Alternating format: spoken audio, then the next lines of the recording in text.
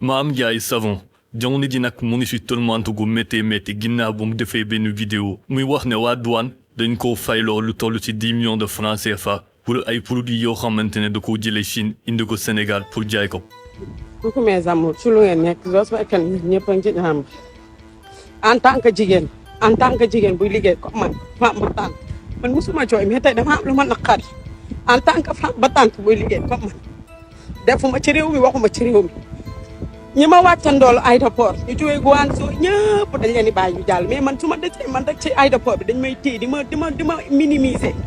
di ma humilier mel ni man dëkkuma ci dëkk bi su ma ñëwee ba aéroport dañ may humilier ñëpp la ñuy bàyyi ñu jàll man dañuy jël sama bagage di ko daj par benn di ko calculer di ma def yoo xam ne day mel ni man dëkkuma ci dëkk bi te man ma dëkk ci dëkk bi di liggéey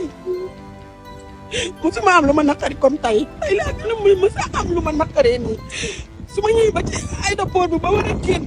damay obligé di làqatu lu ne ma koy def. vidéo bi nag dafa viral ci réseaux sociaux yi mu suscité coow lu rëy nag à travers les commentaires ak partages yi mu am ñu bëri ñoo xamante ne dañoo taxaw pour soutenir ko ci épreuve yi mu nekk waaye cependant am nañu ci bëri ñoo xamante ne dañ moo wax ne loolu c'est tout à fait normal compte tenu que produit yoo xamante ne da koy dugal biir Sénégal mu fay lii di droits de douane ba soo déggee kii di Mame Ndiaye Savon da nga am impression que ne waa douane dañ koo teg ba tax na dañ koy jéem a galgal pour yàq business am waaye cependant loolu yëpp demeewu fa noonu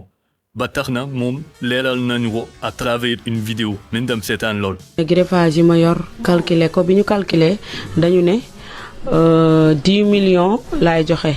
te bi ma ñëwaatee dañ ne ma waxuñu ma 10 millions laay joxe dañ ne ma bagage yi ma dugal mat na valeur 10 millions man ma jàpp ni nee nañ dama ne 10 millions laa war a joxe ma génn jooy wax ak sénégalais yi tamit am yërmande ñoom ñëpp génn ñii di direct ñii di commentaire positif ñii di commentaire négatif. di la wolof Njaay naan bul dégg teel rek ne dama na moom nag à travers l'interview mu ngi jéggalu bu baax sénégalais parce que xam na ne moo tooñ waaye lii cependant daf ñuy jàngal benn affaire mu di nit payam botuloo dugg wala nga fexe entouré wu ñoo xamante ne mën nañ laa dimbali pour que genre situation yi mu bañ laa dal parce que c'est pas n'importe qui moo mën a def yenn liggéey import export ñu ngi leen laaj seen xalaat nag ci mbir mi bu leen na fàtte partage vidéo bi ngeen abonné wu ñu ngi waxante ba beneen sur DK Dakar